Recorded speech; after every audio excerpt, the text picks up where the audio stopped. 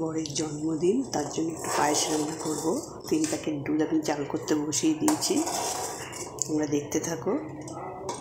আর এখানে 3 মুঠ চাল, গোবিন্দভোগ চাল ভিজিয়ে রেখেছি। এটা ফুটে গেলে চালটা দেব। দুধটা ভালো করে টকবক করে ফুটে গেছে, আমি কমিয়ে রেখেছিলাম। এবার আমি চালটা ছেড়ে দেব।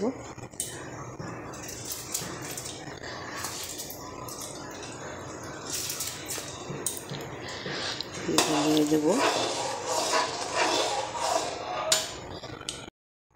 ফুটে উঠেছে, চালটা সিদ্ধ আর অপেক্ষা করব। গ্যাসটাকে কমিয়ে দেব। ফিরে আসছি 10 মিনিট বাদে। পায়েস চালটা গলে গেছে, ঠিকঠাক চালটা সেদ্ধ হয়েছে আর কি, পুরো গলবে না, সেরকম রাখতে হবে। এবার চিনি দিয়ে দেবো পরিমাণ মতো।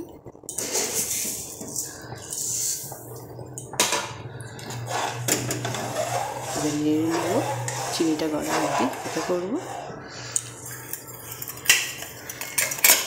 এবারে দিয়ে দেবো খানিকটা কিশমিশ। এবার এটা ফুলবে, গ্যাসটাকে হাই করে দেবো। তৈরি হয়ে গেল আমার এই জন্মদিনের পায়েস। এবার এলাচের গুঁড়ো দিয়ে দেবো, থেতো করে রেখেছি।